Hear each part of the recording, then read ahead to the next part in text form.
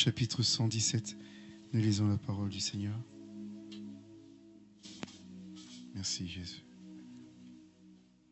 Louez l'Éternel, vous toutes les nations. Célébrez-le, vous tous les peuples. Car sa bonté pour nous est grande et sa fidélité durera toujours. Louez l'Éternel. Amen. Au-dessus des puissances, au-dessus des rois, au-dessus de la nature et de la création, au-dessus de tous les plans des hommes sages,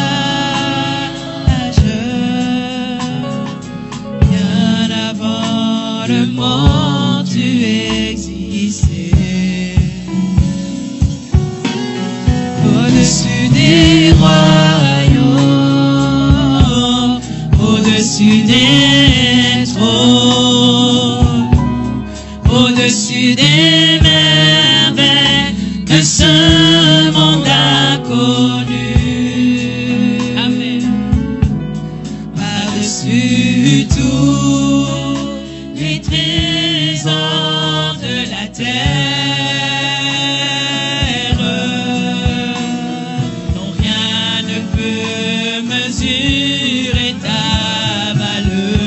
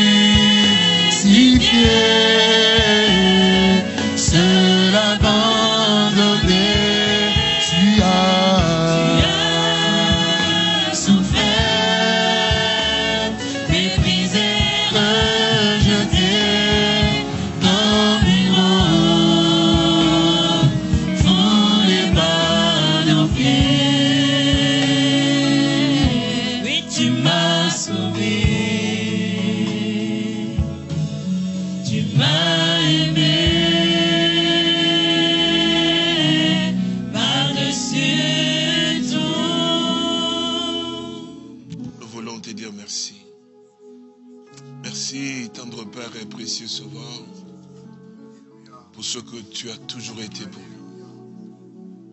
Nous ne faisons pas cas de toi, mon maître béni. Oui, c'est vrai. Comme ces hommes-là criaient, si vraiment Dieu était à lui qui servait Dieu, alors si vraiment Dieu l'a grillé qui descendons de la croix, nous le croirons. Mais tu es resté là suspendu entre ciel et terre. Tu pouvais le faire, mon sauveur. Mais pour notre salut, pour notre délivrance. Ce soir, nous te disons merci. Merci vraiment pour ce que tu as fait. Seigneur, nous ne pouvons pas vraiment mesurer la mesure et la hauteur de ce que toi tu as fait. Mais nous pouvons dire, Seigneur, nous en ressentons les effets. Parce que nous ne sommes plus ce que nous étions. Mais nous te remercions vraiment. Parce que tu as opéré des changements dans notre vie.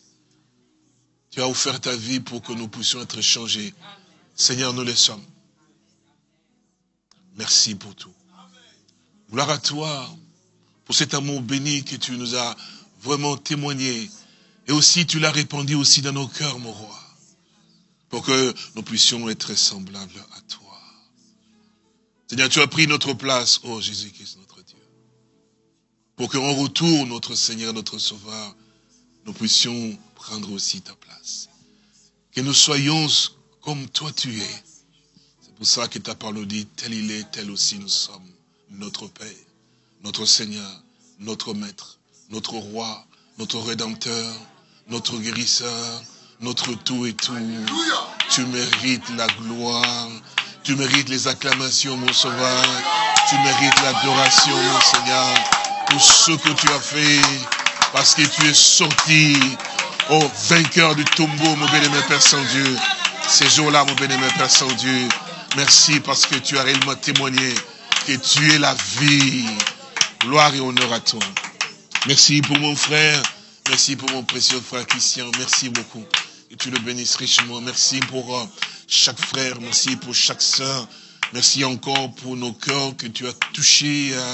Seigneur, nous te sentons parmi nous. Nous avons cette grâce d'avoir les très hauts avec nous, mon Sauveur. Oh Dieu du ciel, merci parce que tu as pensé nos plaies. Tu nous as restaurés encore, Père Dieu. Tu as consolé, tu consoles encore aujourd'hui, Père Saint-Dieu. Chacun de nos frères et de nos sœurs aussi, bien-aimés, Père Saint-Dieu, nous te rendons gloire et honneur. Nous as bénis au travers des chants et des cantiques, au travers des psaumes, bien-aimés, Père Saint-Dieu. Ce soir, vraiment, Seigneur, tu es avec nous. Nous te remercions pour cela, mon Sauveur. Merci pour toutes les requêtes et dont nous croyons, Père, que tu as entendu. Quand tu entends, nous sommes sûrs et certains que tu as exaucé. Nous avons prié de tout notre cœur et ton peuple, Père Tibissant, ton Seigneur. Merci, Père, parce que c'est cela aussi notre joie de voir que nos enfants, nos frères et nos sœurs soient tous aussi en bonne santé. Parce que tu es réellement notre Dieu. C'est pour ça que tu as fait de nous ce que nous sommes devenus. Béni sois-tu encore ce soir. Et merci pour ton Père Dieu. Et merci pour ta paix. Merci aussi pour le pardon. Merci aussi pour tes compassions, pour la consolation, le soutien, le secours. Tu as ramené, c'est le nôtre qui était parti.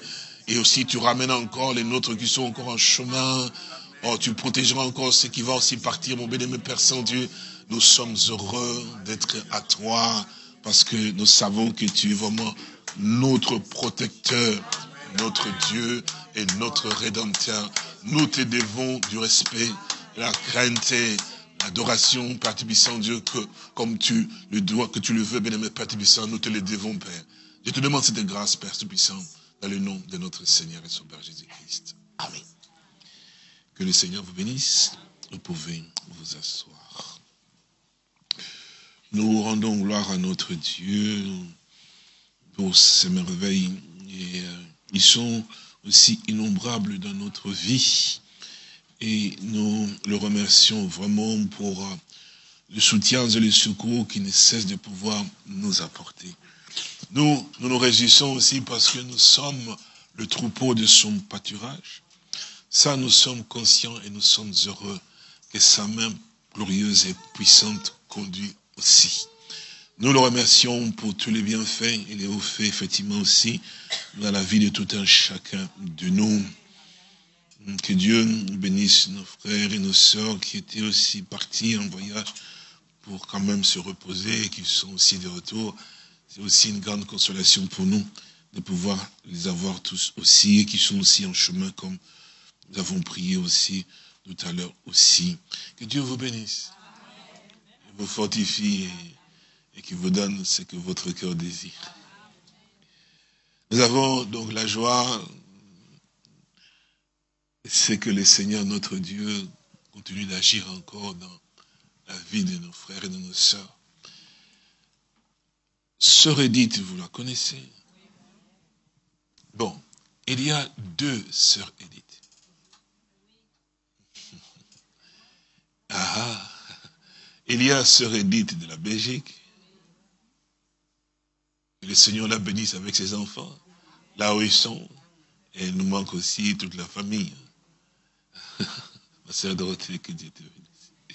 Alors il y a aussi la sœur Edith de la France. C'est la sœur Edith, de l'épouse de notre frère Jacques Adam. Vous connaissez qu'elle était déjà venue ici, non? Alors notre sœur Edith avait vraiment un souci quand ils sont venus ici la première fois. Et je crois que c'était la première fois qu'elle est venue. Je crois que c'était la première fois qu'elle est venue. D'abord, elle m'avait appelé. Elle avait un problème. Elle essayait de pouvoir avoir un bébé, mais ça n'allait pas. C'était vraiment très difficile. Vous connaissez, quand une femme vient de se marier, et que bon, elle veut avoir aussi un bébé pour réjouir le cœur de son mari. Mais ça ne fonctionnait pas. Elle est allée aussi à l'hôpital, ça ne marchait pas. La sœur avait des situations, donc elle voulait vraiment, et avec son mari, elle voulait vraiment avoir le bébé. Mais c'était vraiment, et c'est toujours une sœur particulière. Et alors, il m'a demandé de pouvoir prier pour cela, quand ils sont venus. C'est ce que j'ai fait aussi. Je pense que vous avez aussi prié pour cela. Nous avons prié tous. Dieu soit béni. Alors elle me dit, là, parce qu'elle vient de me rendre ce témoignage, parce que mon grand, je lui avais expliqué, je l'ai appelé parce que je voulais être sûr qu'on devait le faire. Donc elle m'a appelé pour... Merci beaucoup de m'avoir dit. Alors je l'ai appelé parce que bon, il y a un événement. Alors j'ai dit, elle vient de me rendre ce témoignage que je ne savais pas tellement très bien. Elle me dit, mais lorsque j'étais venu là chez vous, donc à l'Assemblée, je suis venu dans ton bureau et je t'ai fait comprendre la situation et tu as prié pour moi. Alors je suis donc sorti du bureau, je suis donc rentré. Il dit, mais quelque temps après, parce que je lui ai dit que j'aurais aimé qu'elle-même vienne rendre son témoignage. Il dit, mais quelque temps après, je crois que c'était la semaine ou la semaine qui suivait, j'ai eu à pouvoir avoir un songe après que tu aies prié pour moi. Et j'ai vu qu'effectivement que j'avais un bébé. Comme me donner un bébé, j'avais un bébé dans ma main que j'étais né. Mais ce bébé, c'était un bébé qui avait, c'est combien de mois, je pense, 2 semaines, elle connaît bien. Mais les bébés étaient petits, donc je ne voyais pas tellement très bien. Mais alors j'ai vu un homme en blanc qui est venu et qui a pris mon bébé, effectivement aussi donc, que j'ai eu par la grâce de Dieu, il dit qu'elle m'a pris mon bébé, a pris le bébé, il a fait quelque chose, je crois que c'était essoufflé, mais le bébé a eu à pouvoir prendre vie et prendre forme, et je peux voir le visage exact de mon bébé en question. Alors les temps sont passés, comme vous savez, et quand on prie pour quelqu'un, quand nous prions pour quelqu'un, c'est toujours la persévérance. La foi, les événements peuvent passer, effectivement, elle est passée par des moments difficiles aussi, effectivement, et alors là, elle m'a appelé un jour, je pense que j'étais soit en voyage missionnaire, elle dit, non, c'était avant que je parte quelque chose, elle me dit, mais pasteur, Dieu a fait quelque chose d'extraordinaire dans ma vie, ce que j'ai conçu.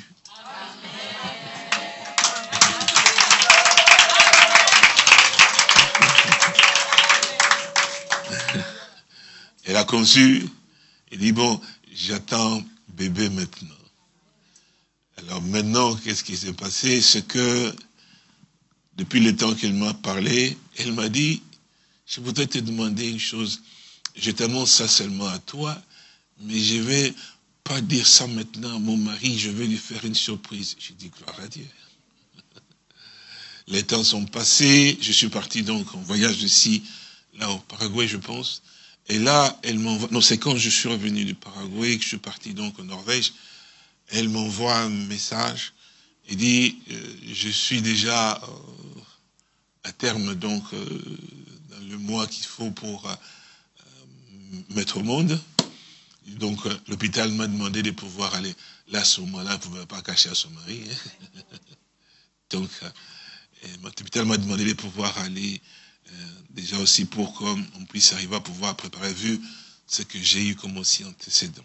Alors, elle est rentrée donc à l'hôpital. Alors, elle m'appelle. Là, c'est quand je suis arrivé au Danemark, je pense. Elle m'appelle me disant, m'envoie un message, dit, mais, ma soeur, je suis à l'hôpital ici, mais j'ai un problème que les médecins ont eu à pouvoir me dire, c'est que dans la situation dans laquelle je suis avec les filles que j'attends, il est absolument important, comme ils ont dit, qu'on puisse me faire la césarienne. Bon, moi je ne veux pas cela, je pense que c'est dans ce moment-là, je ne veux pas cela, et est-ce que si tu peux prier pour moi, pour que, parce que mon désir c'est que je puisse coucher par voie basse. C'est ça qui a été fait, donc je priais pour elle là-bas, et alors, je crois que c'est le lendemain qu'elle m'appelle, qu'elle m'écrit, me dit, mais pasteur, je suis heureuse de pouvoir t'annoncer que j'ai accouché par voie basse.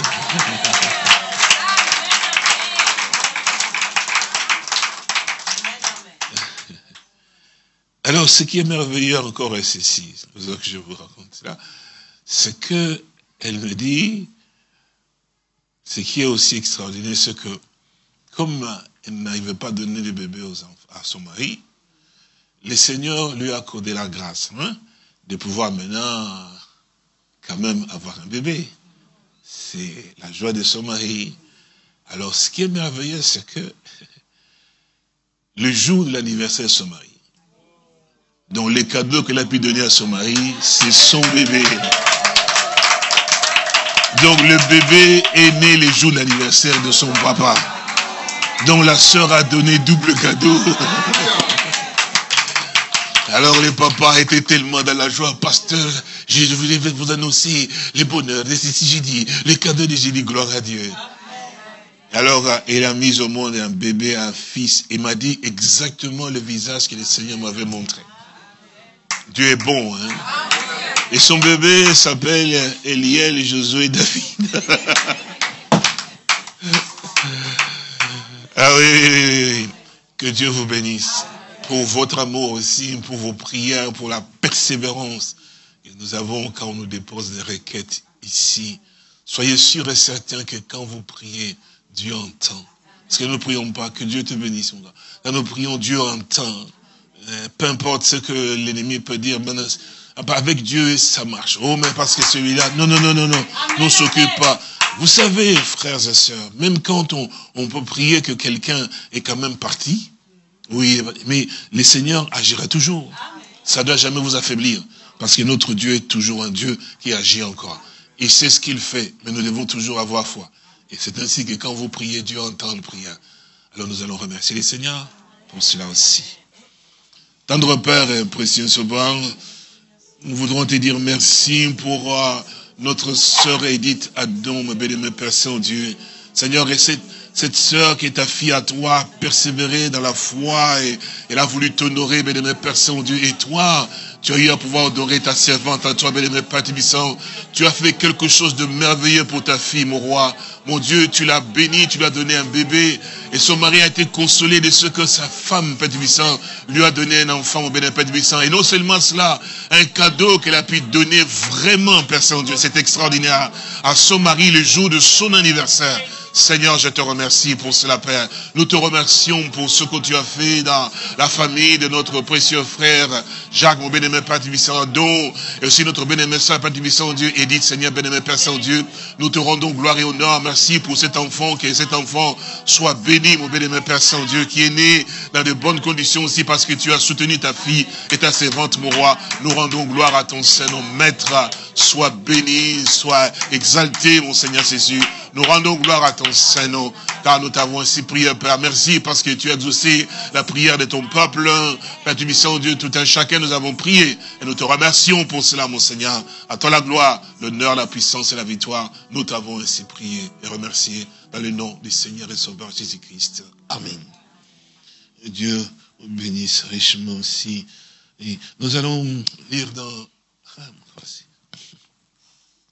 Nous allons prendre une portion de l'écriture et puis nous allons prier comme c'est aussi le jour de la prière aussi. On ne va pas rester longtemps. Et là, c'est dans le livre de Luc. Luc au chapitre 2. Et nous lirons à partir du verset 41. Luc chapitre 2, verset donc 41. Les parents de Jésus allaient chaque année à Jérusalem à la fête de Pâques. Lorsqu'il fut donc âgé de 12 ans, ils y montèrent selon la coutume de la fête. Puis quand les jours furent donc écoulés et qu'ils s'en retournèrent, l'enfant Jésus resta donc à Jérusalem. Son père et sa mère ne s'en aperçurent pas. Voyant donc qu'il était avec leurs compagnons de voyage, ils firent une journée de chemin et les cherchèrent parmi leurs parents et leurs connaissances. Mais ne l'ayant pas trouvé, ils retournèrent donc à Jérusalem pour le chercher.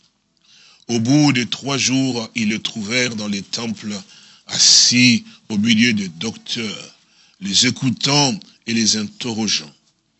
Tous ceux qui l'entendaient était frappé de son intelligence et de ses réponses. Quand ses parents le virent, ils furent saisis d'étonnement, et sa mère lui dit, « Mon enfant, pourquoi as-tu agi de la sorte avec nous? Voici ton père et moi, nous te cherchions avec angoisse. » Il leur dit, « Mais pourquoi me cherchiez-vous? Ne savez-vous pas qu'il faut que je m'occupe des affaires de mon Père? » Amen. Tendre Père et précieux Sauveur, nous voulons vraiment te remercier encore pour ce privilège, cette grâce, parce que tu nous instruis, tu nous enseignes. Merci vraiment de ce que toutes ces choses ont été mises par écrit, afin de nous aider, Père Saint-Dieu, à pouvoir savoir, Seigneur Jésus, ce que tu as eu à pouvoir faire et comment, oh Père Saint-Dieu, tu t'es donné dans les choses qui concernent la parole.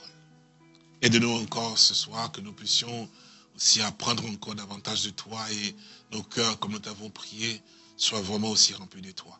Sois béni, car nous t'avons ainsi demandé au nom de Seigneur Jésus-Christ. Amen. Vous pouvez vous asseoir.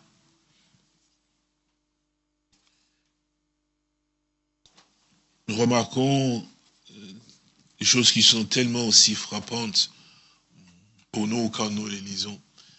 Vous savez, quand nous lisons les Saintes Écritures, c'est un privilège pour nous de pouvoir avoir effectivement aussi cette grâce de pouvoir les lire, parce que beaucoup ont tellement eu à pouvoir désirer et soupirer après cela. Nous sommes heureux, c'est vraiment une grâce que Dieu nous accorde effectivement dans les temps où nous sommes, où nous avons la possibilité d'avoir des Bibles. Je me souviens en Roumanie à l'époque de Ceausescu. Cet homme-là, il était tellement sanguinaire et mauvais. Et c'est dans cette période-là, effectivement, aussi, qu'il y avait ce qu'on appelle le communisme. Et comme vous savez, le communisme est toujours ennemi de tout ce qui concerne Dieu, en fait. Et c'est comme cela.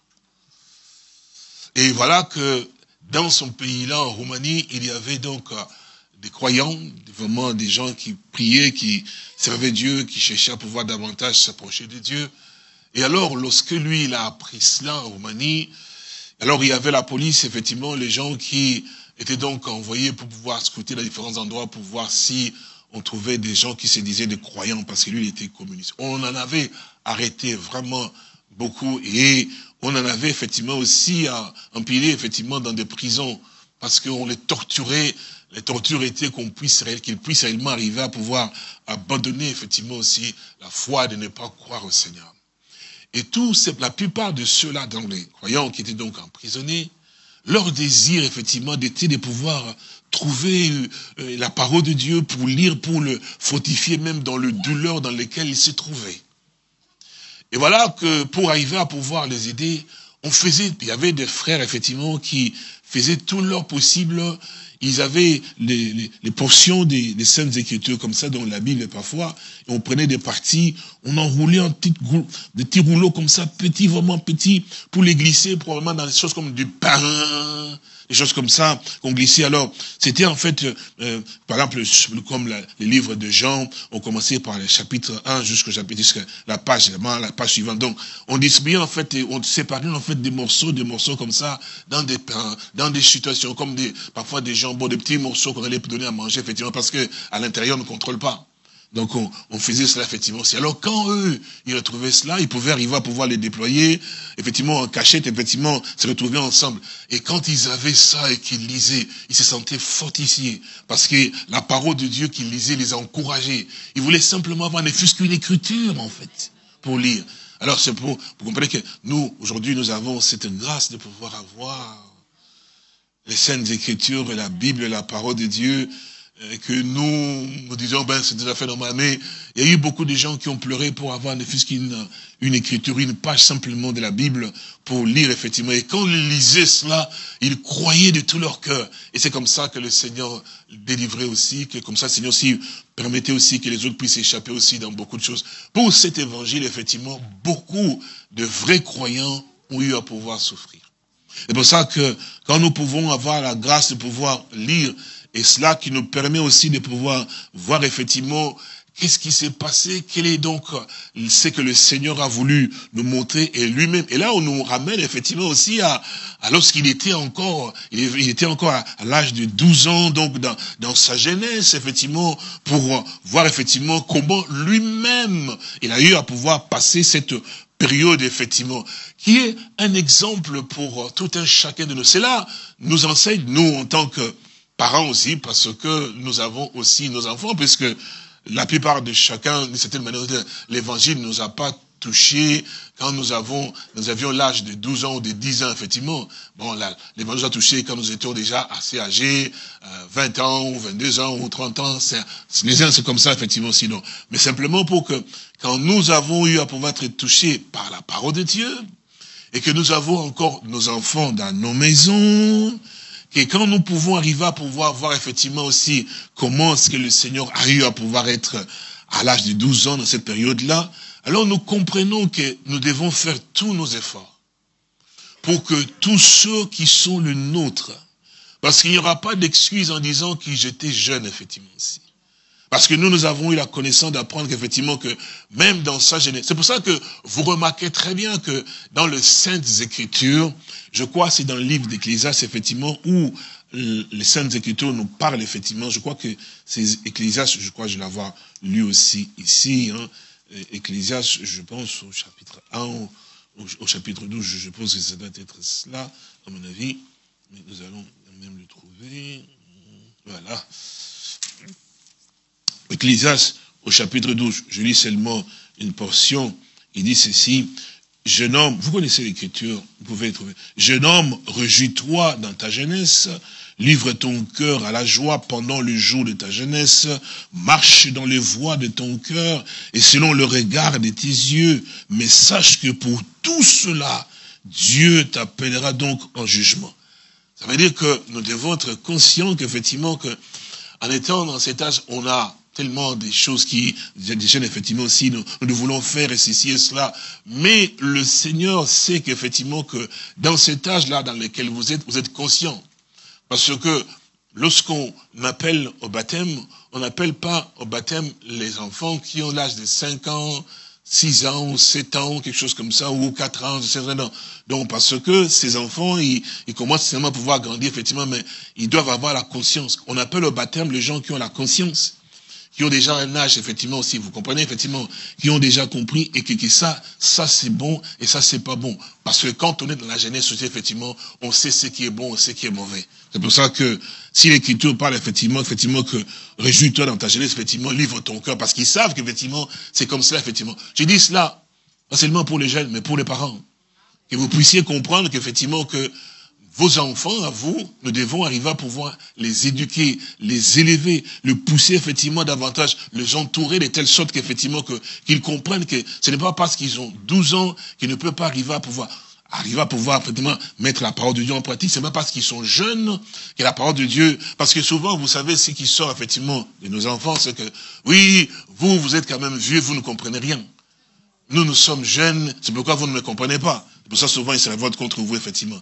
Mais ne cédez jamais à cela.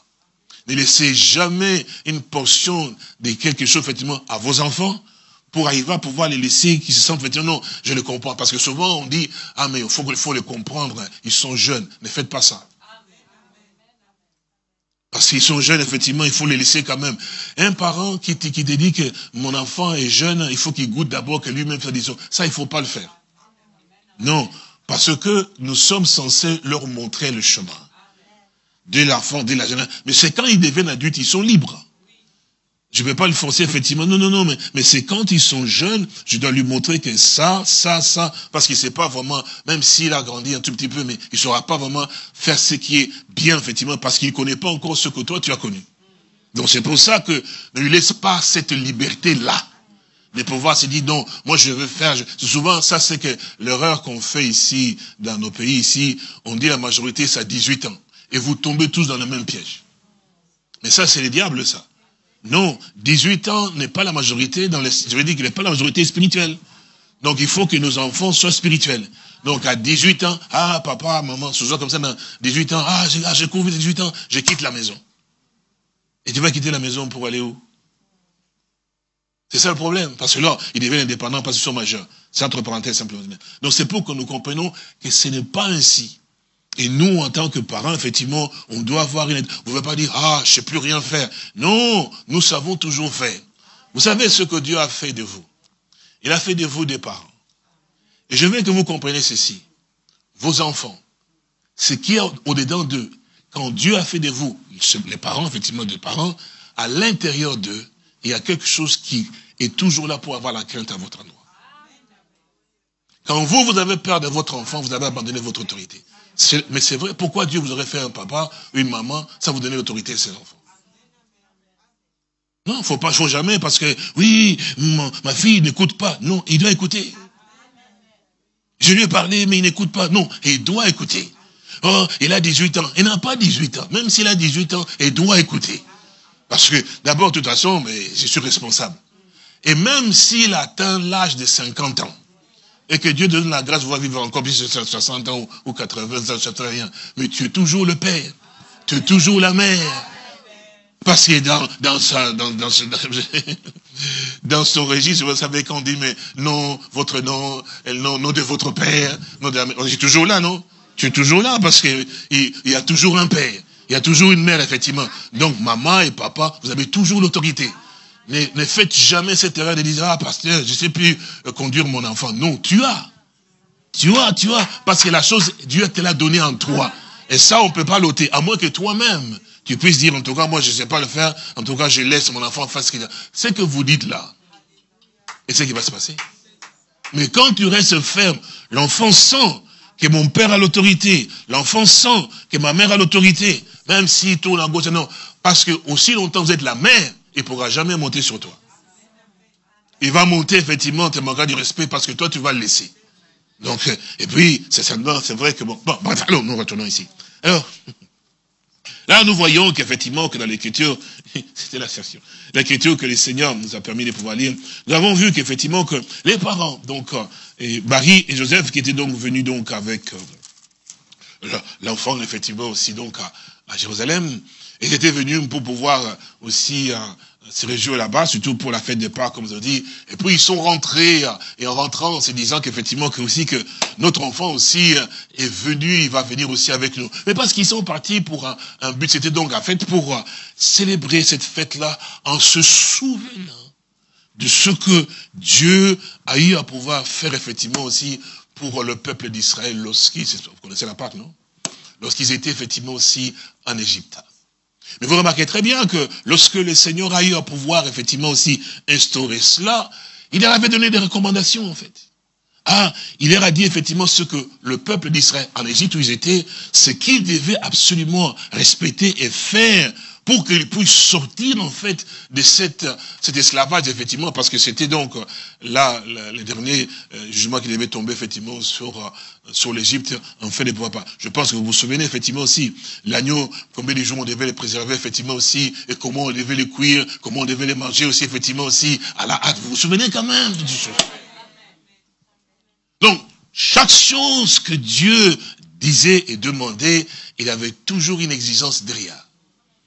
Donc cette exigence-là, parce que si on revient donc là à Pâques effectivement aussi, et la Bible, donc le Seigneur avait dit effectivement que lorsque vous aurez mangé effectivement, donc vous allez prendre le sang, vous le mettrez sur les linteaux. Et il a dit que lorsque je passerai donc, quand je passerai si, lorsque je verrai les sangs, donc je passerai donc au-dessus de vous. Là où il y aura donc le sang donc sur les linteaux, je passerai donc au-dessus de vous. Donc ils sont allés effectivement pour célébrer ce que le Seigneur avait eu à pouvoir faire effectivement. Et donc l'enfant aussi est allé avec eux. Ils ont pris l'enfant effectivement pour cet événement. Ils n'ont pas pris l'enfant pour partir effectivement pour que ça soit comme la musique des discothèques, pour aller peut-être faire des choses effectivement, ce qui, de cette manière de là qu'on peut arriver à voir faire l'enfant, de cette manière. Mais là ils sont partis avec cet enfant pour aller adorer Dieu, pour remercier le Seigneur, pour réellement répondre à ce que Dieu avait exigé pour son peuple. Et voilà que, en retournant effectivement aussi, après avoir accompli ce qu'ils devaient accomplir, effectivement, et sur le chemin, ils ne se sont pas rendus compte, mais plus loin, ils se sont rendus compte effectivement que l'enfant n'était pas avec eux. Ils ont cherché l'enfant parmi les compagnons, effectivement, ils étaient avec, comme nous l'avons habillé là, mais ils n'ont pas trouvé, effectivement, l'enfant. Et voilà que la pensée leur revient, effectivement, qu'on doit retourner à Jérusalem, là où nous avons été, effectivement, avec l'enfant, parce que l'enfant, c'était parce que nous étions partis pour aller prier et, en fait, servir aussi les seigneurs. Et là où est-ce qu'ils l'ont trouvé, ils étaient donc étonnés de pouvoir le trouver, effectivement, parmi les docteurs, les enseignants. Donc, il ne s'est pas occupé de pouvoir que quand il était arrivé là-bas, et qu'après il est parti pour aller chercher des copains à gauche et à droite, ou des amis qui pouvaient arriver à pouvoir, effectivement, pour commencer à pouvoir faire un peu des plans, parce qu'on veut penser qu'il est allé seulement se promener comme ça. Sinon, l'enfant est resté parce que la chose qui l'intéressait, c'est ce qui s'est passé là-bas, en fait, concernant Dieu. Et voilà que, lorsqu'ils l'ont trouvé, ils étaient donc surpris, hein. Ils l'ont trouvé là, parce que, bon, on pouvait penser ailleurs, mais ils l'ont trouvé là dans le temple, et avec des érudits, donc des docteurs et des enseignants, effectivement, qui posaient la question, et qui répondaient aussi, effectivement, et que, non, lui, donc, parce qu'ils ont dit qu'effectivement, qu'ils étaient donc étonnés par ses réponses. Donc, quand il leur a posé la question, il voyait comment il répondait, et lui, il a corrigé, donc il répondait effectivement. Il se rendait compte qu'effectivement, mais il est un enfant, il est gamin, mais comment il a la connaissance des Saintes Écritures ainsi? C'est ainsi que lorsque les parents l'ont trouvé, il dit, mais nous étions inquiets, hein, et nous t'avons cherché avec moi et ton père, et nous t'avons cherché, nous étions tellement inquiets, que nous étions tellement, parce qu'il dit, mais nous le cherchons avec angoisse, effectivement. Alors il leur pose la question, il dit, mais pourquoi vous me cherchiez? Pour quelle raison vous me cherchez, en fait? Vous m'avez amené ici, Jean dit entre parenthèses, vous m'avez amené ici, effectivement, parce que c'était l'endroit pour pouvoir prier Dieu, pour servir Dieu, effectivement. Parce que Marie, bien qu'elle a eu cette expérience, effectivement, elle savait quand même qui était donc l'enfant qu'elle a mis au monde, effectivement. Mais à un certain moment, il y a eu ce qu'on appelle l'amnésie, en fait. Vous avez remarqué qu'effectivement, il a dit, moi et ton père. Mais Joseph n'a jamais été son père. Non, elle dit que elle a eu à pouvoir avoir à un certain moment ce qu'on appelle, c'est-à-dire que le sentiment humain est monté au-dessus. Elle a perdu de vue ce que cet enfant était censé pouvoir être.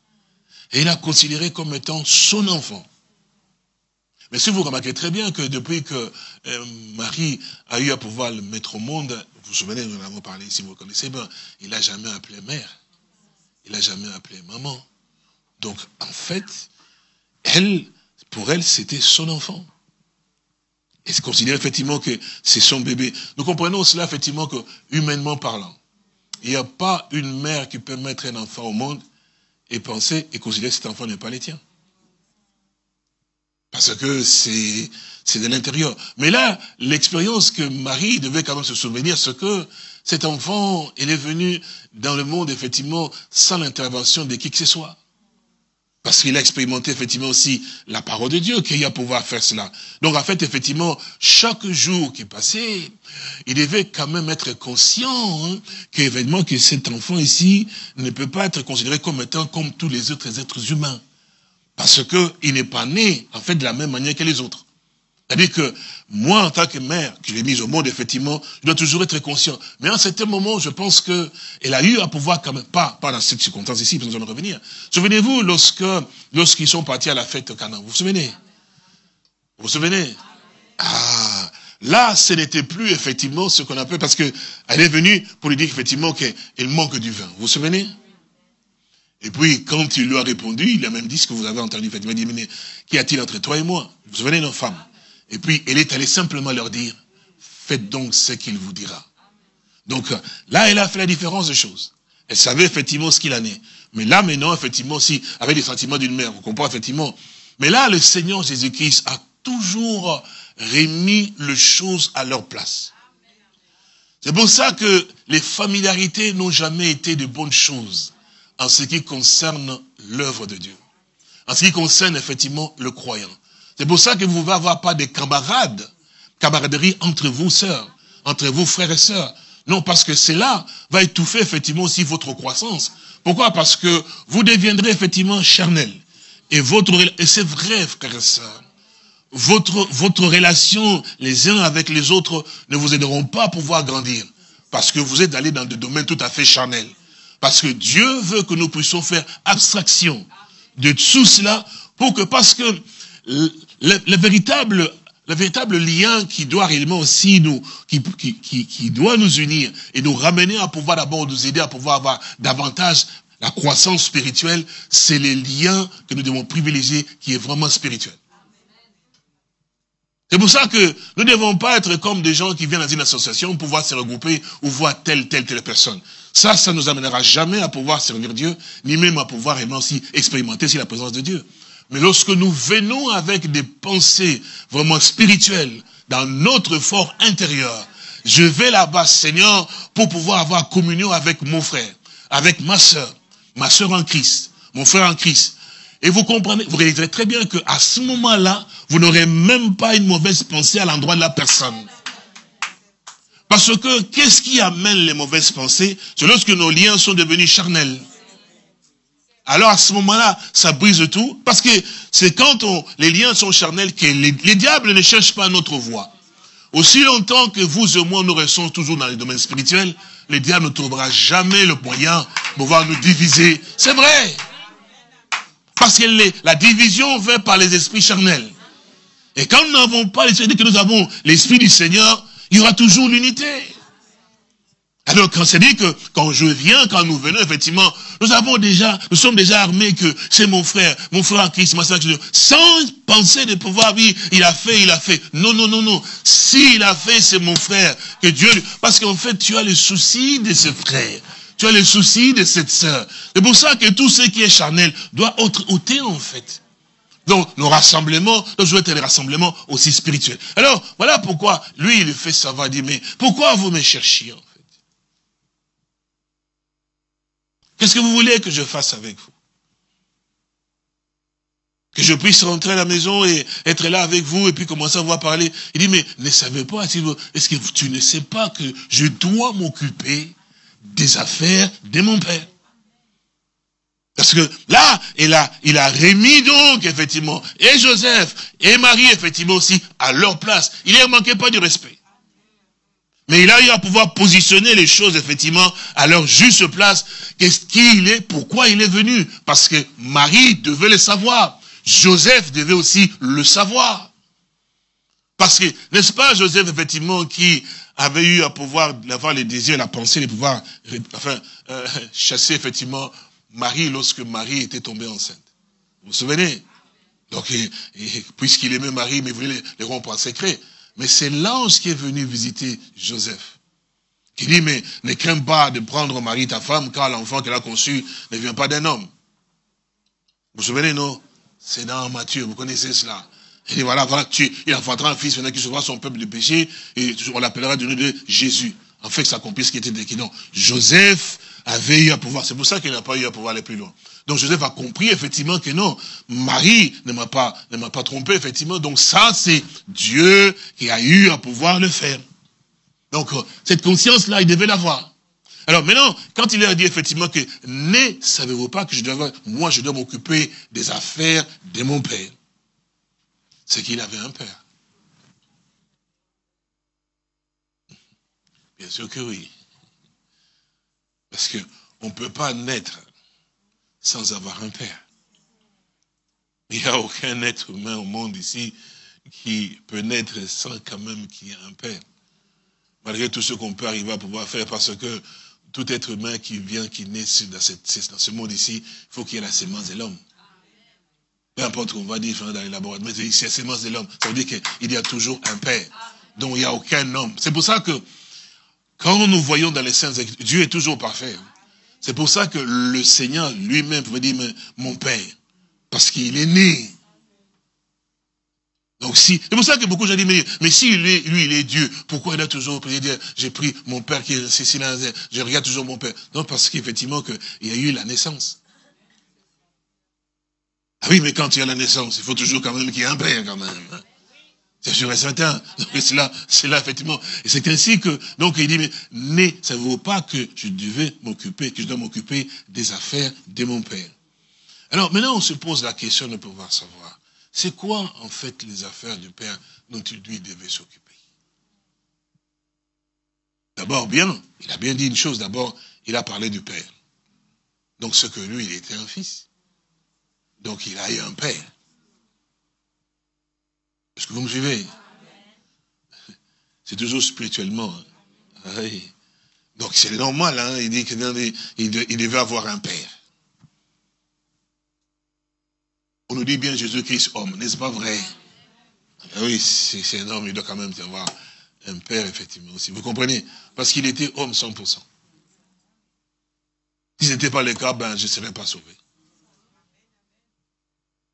Mais est-ce que vous suivez?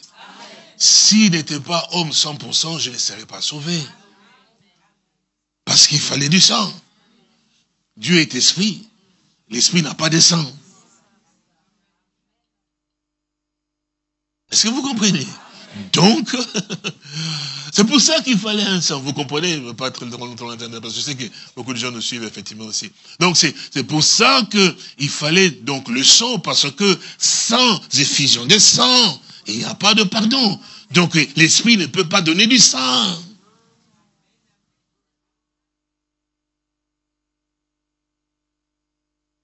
C'est pourquoi vous devez comprendre. Je crois que c'est mon grand qui a chanté cela. Crucifié, c'est l'abandonner. C'était pas une comédie. Donc là, c'était un homme. Les souffrances que toi et moi, nous pouvons ressentir quand on nous frappe, avec les clous et tout ça, il a ressenti la même chose 100%. Oui. Parce que quand on dit qu'il a payé, il fallait qu'il paye parce que la personne qui devait souffrir, on devait frapper, flageller, c'était pas Dieu, c'était bien toi. C'est pour ça qu'on dit que le châtiment qui nous donne la paix est tombé donc sur lui. Donc il faut comprendre et savoir qu'il y a eu un homme qui a beaucoup souffert pour toi et pour moi. Jésus-Christ, notre Seigneur, homme a vécu pour toi. Et ce qui est merveilleux, c'est qu'il est venu par cette voie-là pour vivre. Alors nous allons y arriver parce que... Pour vivre. Parce que je posais la question, mais qu'est-ce que ça veut dire s'occuper des affaires du Père et faire ce que le Père, s'occuper de ce qui concerne dans le Père. C'est quoi faire et s'occuper des affaires de son Père. C'est ce qu'il a dit ici, hein, dans le livre de Luc, hein, nous l'avons lu avec vous ici, hein, je pense que c'est cela, chapitre... C'est cela, oui. C'est cela, oui. Donc, je dois donc, il a dit ici, il dit, ne savez-vous pas qu'il faut que je m'occupe des affaires de mon Père? C'est quoi, en fait, s'occuper des affaires de son Père? Et bien, si nous prenons maintenant cela, nous disons aussi, nous aussi, que nous sommes tous fils et filles de Dieu. C'est la vérité, non? Parce que l'Écriture nous le fait savoir que nous sommes nés de lui, donc engendrés de lui, c'est vrai. Et maintenant, il dit aussi que nous sommes engendrés de lui, donc nous sommes nés de lui. Ce qui veut dire que Dieu du ciel est notre Père. Si Dieu est notre Père, c'est pour ça que nous l'appelons notre Père qui est au ciel. Alors, ce qui veut dire que de la même manière que lorsque le Seigneur était dans la forme d'un homme sur la terre, qu'il appelait Dieu son Père, nous aussi, nous la même chose aussi, parce que nous sommes aussi nés comme lui aussi, il était né. Vous le croyez, non? Est-ce que vous croyez d'abord? Alors, ça veut dire que, donc nous sommes dans cette position-là que lui était aussi. Mais regardez dans la particularité que nous pouvons aussi arriver à voir de lui, et lui, il dit qu'il s'occupait des affaires de son Père. Donc, nous aussi, nous sommes censés nous occuper des affaires de notre Père. C'est la vérité, non? Maintenant aussi, la deuxième question est celle-ci. Tu dois aussi savoir, qui est donc ton Père dont tu dois t'occuper de ses affaires? D'abord, savoir d'abord quelles sont les affaires de mon Père sur lesquelles je dois m'occuper. Et puis savoir aussi, qui est donc mon Père? Vous vous souvenez dans les Saintes Écritures, dans Jean au chapitre 8, il y avait donc aussi les enfants, vous savez que tout cela, quand le Seigneur a prêché la parole, et la Bible dit qu'ils ont cru, n'est-ce pas? Et puis, il dit à ceux qui ont cru, ceux qui crurent, finalement, il dit, mais si vous demeurez dans ma parole, vous êtes vraiment mes disciples, et vous connaîtrez la vérité vous affranchira. N'est-ce pas vrai? Vous connaissez la réponse qu'il nous a donnée? Nous n'avons jamais été esclaves de personne. Vous vous souvenez? Et en continuant, il dit effectivement qu'il dit, Abraham, nous avons pour père Abraham. Il continue, et puis plus loin, il dit, non, Dieu est notre père. Vous vous souvenez, non? Donc, eux aussi, ils s'identifient, ils disaient que nous sommes aussi fils de Dieu. Avez-vous remarqué comment le Seigneur Jésus-Christ les a parlé, effectivement, d'une certaine manière ou d'une autre? Regardez comment. Ici, dans Jean, nous parlions des affaires de père. Hein? Bon. Et puis, je posais la question de savoir qui est votre père. Alors, regardez très bien, dans Jean, au chapitre 8, ici. Ah, oh, waouh. Bon, nous allons lire, puis nous allons prier, parce que, regardez très bien. Jean, chapitre 8, le verset 30, d'abord, verset 33, il dit, mais ils lui répondirent, nous sommes la postérité d'Abraham et nous ne fûmes jamais esclaves de personne. Comment dis-tu, vous deviendrez libres? Et puis, le verset donc 36, il dit, si donc le Fils vous affranchit, vous serez réellement libres. Je sais que vous êtes la postérité d'Abraham, mais vous cherchez à me faire mourir parce que ma parole ne pénètre pas en vous. J'ai dit ce que j'ai vu chez mon Père, et vous faites ce que vous avez entendu de la part de votre Père. Vous entendez cela? Il parlait à ceux qui étaient des croyants quand même. Hein. Vous connaissez l'Écriture, non? Alors, il dit, j'ai dit ce que j'ai vu chez mon Père, n'est-ce pas vrai? Et vous faites ce que vous avez entendu de la part de votre Père. Et puis, ceux qui répondirent, notre Père, c'est Abraham. Jésus leur dit, si vous étiez enfant d'Abraham, vous ferez les œuvres d'Abraham. Mais maintenant, vous cherchez à me faire mourir. Moi qui vous ai dit la vérité, que j'ai entendue de Dieu. C'est là, Abraham ne l'a point fait. Vous faites donc les œuvres de votre Père. Et lui dire, nous ne sommes pas des enfants légitimes, nous avons un seul Père, et c'est Dieu. Est-ce que vous suivez? Donc, ils ont carrément dit, hein, nous sommes imposés, et puis il dit, mais nous avons un seul Père, parce que lui, il leur a dit ici, il dit, j'ai dit ce que j'ai vu chez mon Père, et vous faites ce que vous avez entendu de la part de votre Père. Mais eux, ils ont dit effectivement que non, dit non, notre Père dit, mais nous avons le seul Père pour nous, c'est Dieu.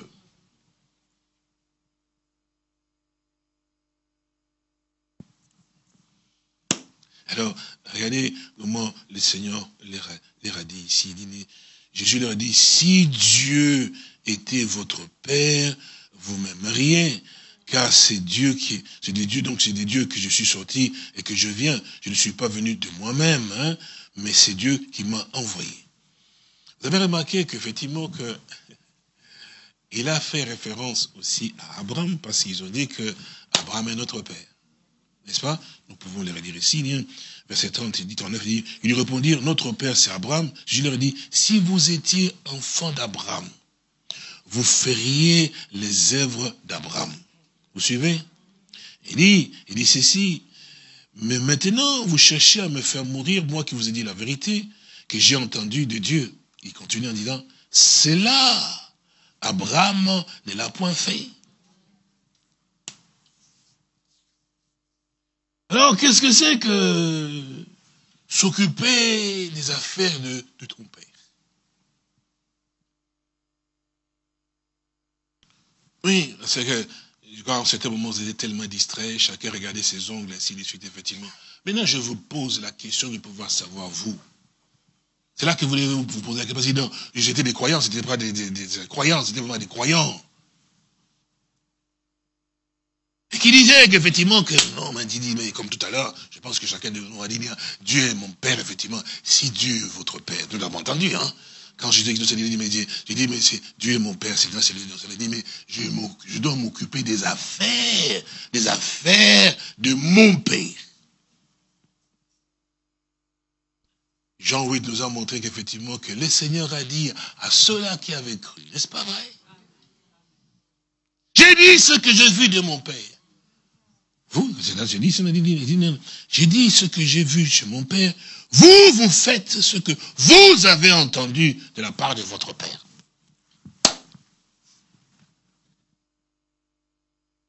Vous voyez, si vous vous observez très bien chacun de vous, et vous examinez à l'intérieur, vous devez vraiment savoir qui est vraiment votre père.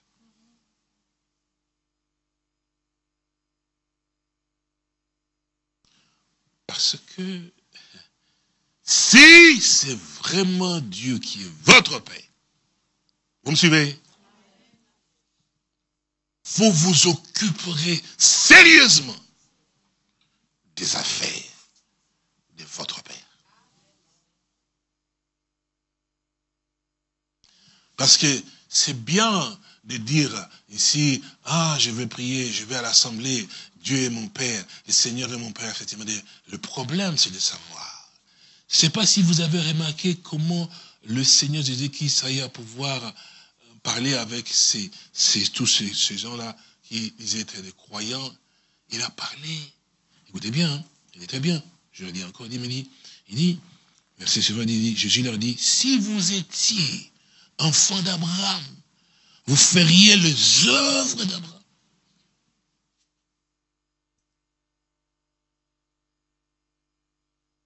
Quelles sont les œuvres qu'Abraham a eu à pouvoir faire? Revenons pour que nous soyons un peu circonspects dans ce que nous allons dire, pour que vous puissiez comprendre. Il a dit, vous ne savez pas que je veux m'occuper des affaires de mon père. C'est la question que je vous ai posée. Est-ce que vous savez ce que c'est que les affaires de votre père?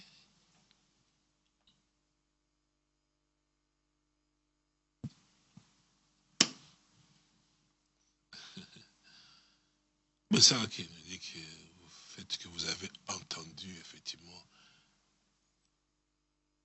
votre père, effectivement, si. Moi, je vous dis ce que j'ai entendu de mon père, et vous faites ce que vous avez entendu. Ce que j'ai vu chez mon père, vous faites ce que vous avez entendu de votre père. Vous vous souvenez, non?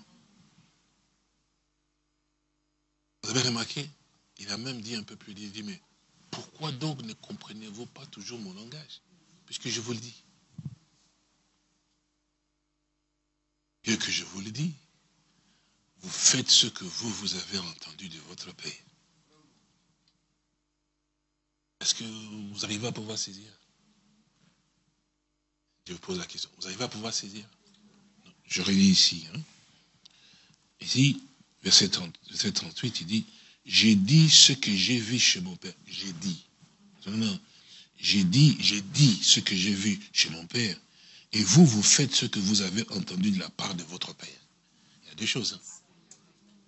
Hein. Merci que vous ayez compris. Que Dieu soit béni. J'ai dit. Mais vous, vous faites ce que vous avez entendu de votre père. Dans les Saintes Écritures, parce qu'il est 21h, je vais m'arrêter. C'est important que vous suiviez cela, parce que je dis toujours, les lendemains, vous ne savez pas, la mort peut te frapper, même à 12 ans, 13 ans, 14 ans, 15 ans, 16 ans, 18 ans, à tout moment. Mais tu ne peux pas partir ainsi sans être d'abord averti. Parce que j'ai toujours eu à pouvoir vous dire ici, frères et sœurs, ce qui va vous juger, c'est la parole que vous avez. Vous n'aurez point d'excuses. Ah oui, oui, oui, oui, oui. Ah oui, oui, oui, oui, oui, oui. Parce que la Bible dit que les jugements commencent d'abord dans la maison de l'Éternel. Et c'est ce qui est une grâce extraordinaire. Si déjà Dieu te juge ici avec par sa parole, te montre effectivement que, parce que si tu viens maintenant, tu meurs maintenant, tu viens devant moi, je ne te recevrai pas. Parce que je te montre d'abord ce qui ne va pas en toi. Vous savez que les païens qui meurent à l'extérieur n'ont pas ces privilèges-là. La maison de correction, là. Où Dieu veut t'épargner en fait. Il te montre d'abord, dit, mais si toi tu fais comme ça, tu continues à vivre comme ça, si tu meurs comme ça, tu ne verras jamais ma face. Tu devrais glorifier ces dieux. aussi, ce qui est extraordinairement merveilleux, c'est que quand il te parle comme ça, il te donne la grâce d'avoir la repentance. C'est une grâce. Mais lorsque tu t'entêtes, toi, parce que tu estimes qu'effectivement que tu connais et que tu sais ce que tu es en train de pouvoir faire, c'est là que tu as des problèmes. Alors, nous continuons rapidement. Dans les Saintes Écritures, dans le livre de Psaume au chapitre 40, toujours le Fils, hein, il nous dit une chose.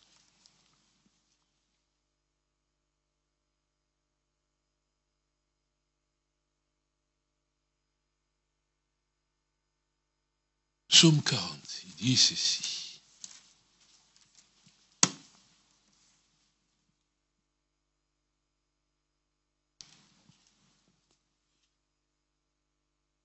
Verset 7, il dit, « Tu ne désires ni sacrifice ni offrande. Tu m'as ouvert les oreilles. » N'est-ce pas? « Tu ne demandes ni l'holocauste et ni victimes expiatoires. » Alors j'ai dit, voici, je viens, ô Dieu, parce que dans le rouleau du livre, il est donc écrit de moi. Je viens pourquoi? Je veux faire ta volonté, mon Dieu, et ta loi est au fond de mon cœur. Vous avez remarqué, frères et sœurs, dans les Saintes Écritures, je vous l'ai lu aussi ici, je pense que vous connaissez cela, hein. Bon, je relis encore parce que c'est quand même aussi important. Dans les livres des Hébreux, c'est ça, oui. Dans les livres des Hébreux, au chapitre 10, je pense que c'est cela, je vais le relire encore, il dit, versets 35 et 36, je relis encore. Hébreux 35, 36, il dit, n'abandonnez donc pas votre assurance à laquelle est attachée une grande rémunération. Car vous avez besoin de persévérance, afin qu'après avoir accompli la volonté de Dieu, vous obteniez ce qui vous est donc promis. Amen. Merci. Alors, nous prenons dans Matthieu au chapitre 7, je pense, Matthieu.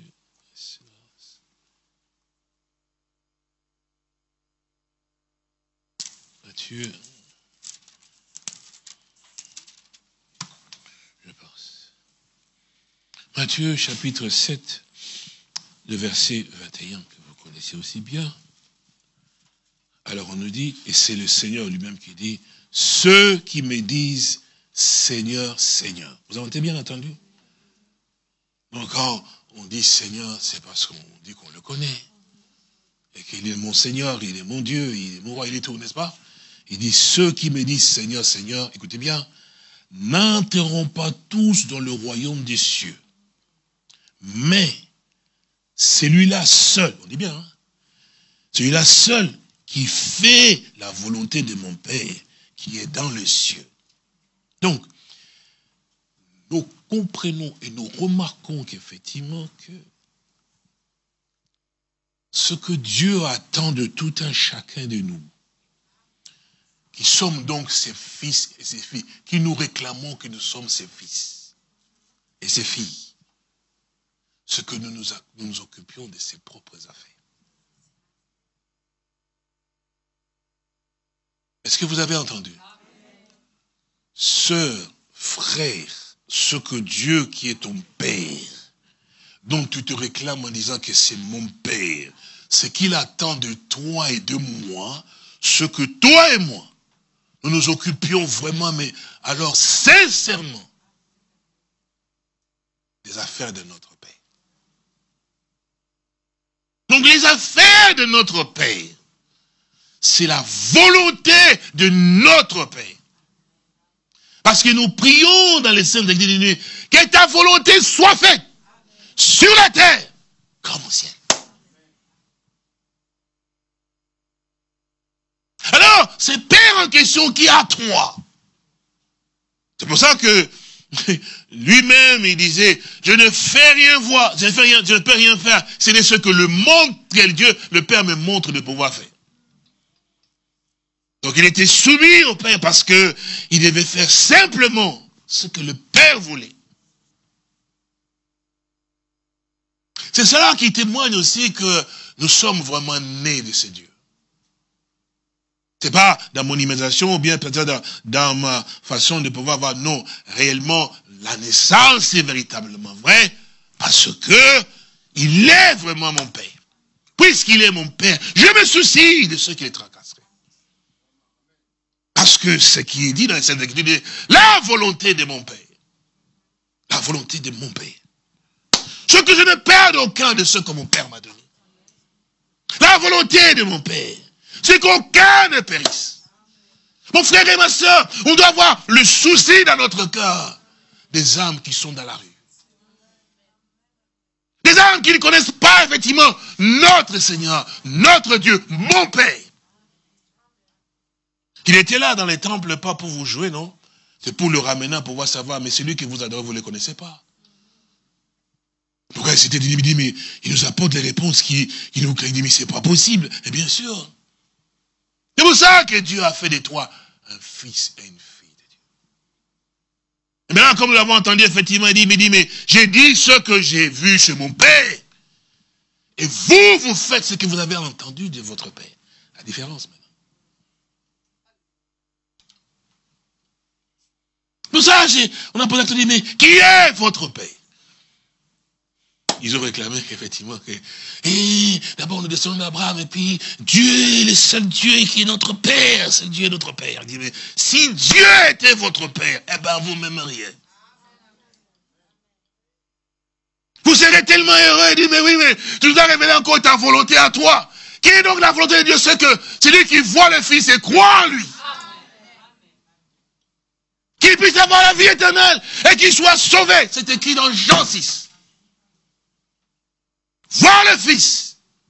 C'est pour ça que Simon, lorsque il était là, traîné, emmené par le Saint-Esprit, l'Esprit du Seigneur, dans les temples, l'homme a touché l'enfant. Il dit, je suis heureux. Mes yeux ont vu donc tout salut. Laisse donc que ton serviteur puisse s'en aller maintenant en paix.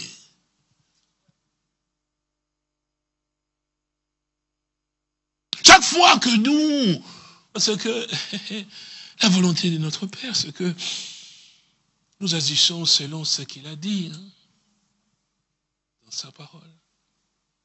C'est pour ça, comme je disais tout à l'heure, que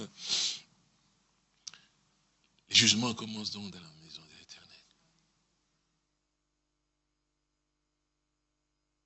C'est pour ça qu'il faut abandonner ce qu'on appelle les habitudes.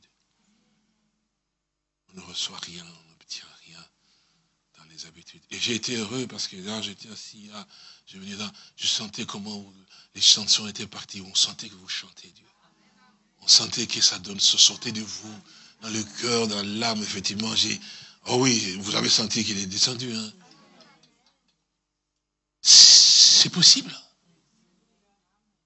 Il est pouvoir perdre son temps pour pouvoir chanter seulement blabla. Non, mais on sent quand même les enfants ont chanté, les paroles qu'ils ont chantées.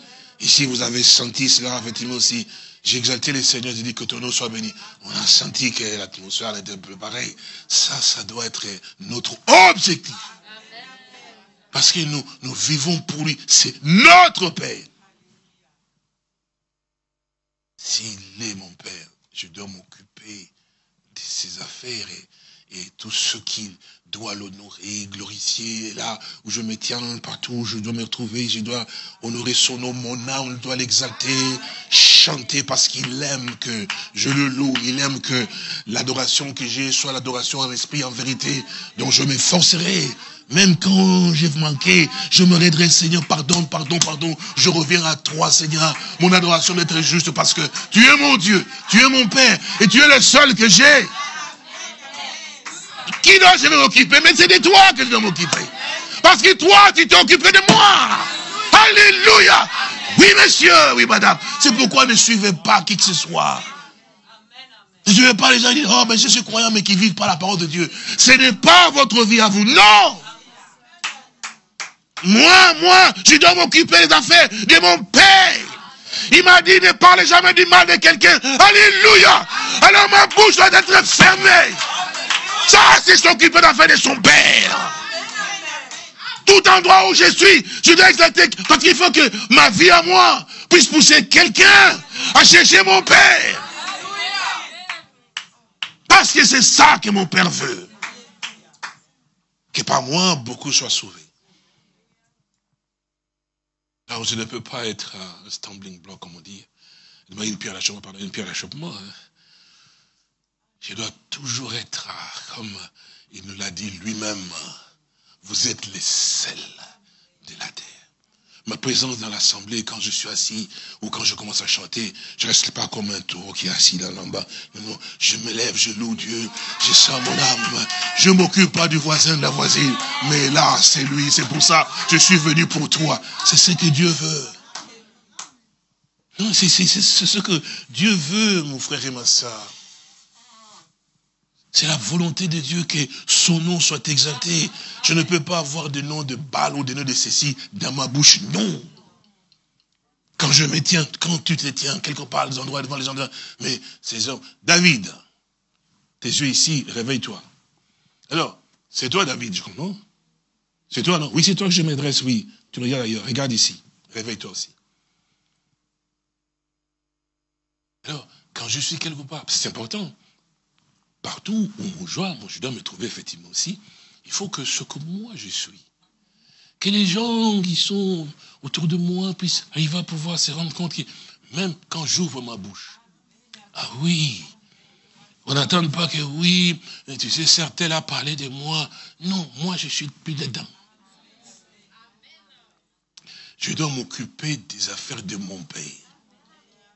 Mon père m'a dit qu'aucune parole déshonnête ne sorte de ta bouche à toi.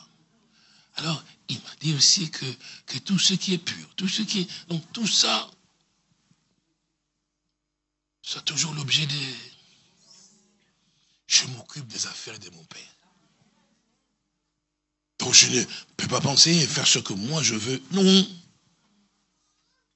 Je ne veux plus pour moi-même. Je vis donc pour mon père. Et ce que mon père dit, c'est la chose qui doit réellement aussi préoccuper mon âme et me transporter. Donc, quand je chante, je ne chante pas pour faire du bruit. Ou je ne chante pas pour comme le voisin, même si lui il dit que toi tu as la voix d'un crapaud. Je ne veux pas aller, c'est important, je ne vais pas aller à l'université pour commencer à chercher la voix de le Seigneur. Ça ne marchera pas. Ça ne marchera pas. Ça ne marchera pas. Ce que Dieu veut, c'est que, vous savez, Dieu a donné à chacun. Tu vas voir. Bon, ça c'est pour la chorale aussi, effectivement aussi. Et la voix de tout un chacun est toujours merveilleuse. Et lorsque je suis dans la congrégation, je chante, quelqu'un à côté de moi peut dire, mais il chante faux. Mais ce n'est pas pour toi que je chante. Non, c'est pas. Je ne suis pas venu pour chanter pour toi. Même si je chante faux, mais la personne qui est peut-être derrière moi, quand il voit ma sincérité, et il voit même que malgré mes difficultés, je balbutie, mais je fais sortir cette voix pour Dieu, et dans mon âme, ça sort effectivement cette adoration, ça va le toucher. Quand il va rentrer à la maison, il dit, Seigneur, je voudrais être comme la sœur. La question de savoir, maintenant, je termine. Qui est votre Père?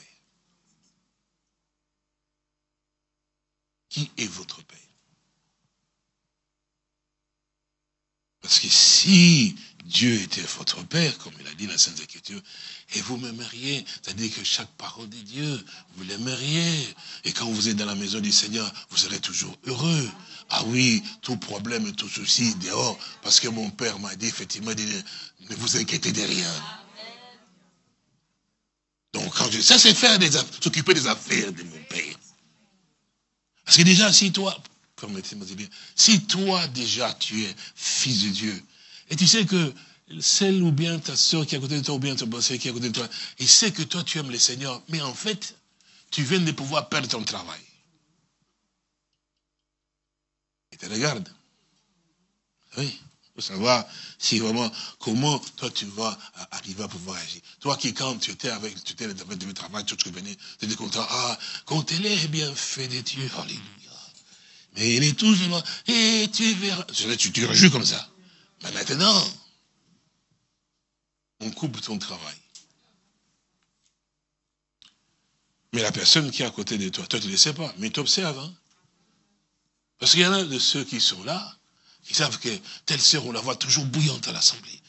Parce qu'il y en a qui disent, oui, on va voir, c'est toujours comme ça. Sache que tu as des gens qui sont heureux, des gens ceux qui sont méchants. Tu vois, elle est toujours, on va parce qu'elle fait toujours ça pour qu'on voit qu'elle est spirituelle, on la voit. Toi, la pauvre, tu fais ça pour quelqu'un, mais tu sais faire toujours ton Dieu. Maintenant, on t'attend, on tourne là. Ce qui regarde, hein, les jours où on dit, telle sœur a été un malheur. On va voir maintenant. Et tu observes, hein, pour voir comment. Est-ce que tu vas toujours être bouillant comme à l'époque, ou bien tu viens dire, Jésus, mon roi. Non. En fait, toi, tu sais que tu es né de Dieu. Que Dieu est ton Père. Tu dois toujours t'occuper des affaires de ton Père, dans les bons comme dans les mauvais jours. Donc quand tu viens à l'assemblée, effectivement, même si tu as perdu ton travail, tu dis non. Les affaires de mon Père, qu'est-ce que c'est? Il a dit, ne t'inquiète de rien. Donc c'est ça, donc c'est dit que moi, je suis au travail, je m'occupe de ses affaires. Il m'a dit, ne t'inquiète de rien, c'est sa volonté. Je ne dois pas m'inquiéter. Ce que je dois faire simplement, c'est de simplement chercher le royaume de Dieu. Et ça, je m'y accroche. J'ai le désir d'avoir le travail, mais d'abord. Et puis le Père va s'occuper de cela. C'est ça, s'occuper des affaires de son Père. Dans toutes les circonstances. Par les épreuves, dans tout cela, toujours. Les affaires de mon Père. Qu'est-ce qu'il a dit pour moi? Quand tu devais travailler, les eaux ne te submergeront point. Mon Père me l'a dit. Alléluia. Même la flamme ne t'embrassera point. Mon Père me l'a dit. Alléluia. Je m'occupe de ses affaires. Gloire à Dieu. Les venons, nous allons prier. Tendre Père et précieux Sauveur, nous voulons te dire merci pour la grâce, le soutien et le secours. Tu es notre Dieu, tu nous soutiens, tu nous fortifies, nous accordes cette grâce et soutien encore aujourd'hui, Père. Merci pour ta bonté, merci pour ton amour. Tu nous éclaires encore, mon Sauveur. Nous devons et nous sommes censés. Et ça, c'est la chose qui doit être vraiment en nous, mon bien-aimé Père Saint-Dieu. De s'occuper des affaires de notre Père. Qu'est-ce que notre Père a dit? Qu'est-ce que notre Père veut? Qu'est-ce que notre Père désire? Oh, gloire à toi, mon bien-aimé Père Saint-Dieu. Merci d'avoir aussi ouvert nos yeux pour que nous puissions comprendre qui nous sommes. Nous ne sommes pas de ce monde, mon bien-aimé Père Saint-Dieu. Nous n'avons point un autre Père que toi. C'est pourquoi ta parole est notre désir, Père Saint-Dieu. C'est ta volonté à toi. Ce qui est écrit, c'est ta volonté, Seigneur Jésus. Et nous te sommes vraiment reconnaissants, mon Sauveur. Sois béni, mon bien-aimé Père Saint-Dieu, et sois exalté encore pour cette volonté, pour cette grâce et cette compassion, mon Sauveur. À toi la gloire, à toi l'honneur, à toi la puissance et la victoire, pour tout ce que tu fais, mon bien-aimé Père Saint-Dieu. Et nous sommes heureux, mon Sauveur. Nous sommes dans la joie, voir réellement savoir que toi, tu t'occupes vraiment de nous, Père Saint-Dieu. Nous as montré aussi la voie. Bénis nos frères, bénis nos sœurs, bien-aimés Père Saint-Dieu, et que nous puissions être dans la joie et fortifier encore. Mon âme te loue, mon âme t'exalte encore aujourd'hui. Merci encore pour ces jeunes sœurs, bien-aimés Père Saint-Dieu. Jeunes frères encore davantage, mon roi. Père Saint, tu nous instruis pour que nous ne puissions pas être comme les autres, mais vraiment que nous puissions chercher ce qui te plaît, ce que toi tu veux, comme tu as dit, seul, c'est lui qui fait la volonté de mon Père, qui est dans les cieux, mon Sauveur. Je te remercie, Seigneur Dieu, et béni soit ton Saint-Nom. Louange et honneur à toi. Nous t'aimons, Père Saint-Dieu, et c'est vrai, comme tu l'as dit, si Dieu était votre Père, vous m'aimeriez. Nous t'aimons, Maître béni, et si vous m'aimez aussi, mettez donc ma parole en pratique, et aimez-vous les uns les autres. C'est ce que tu nous as dit, Père.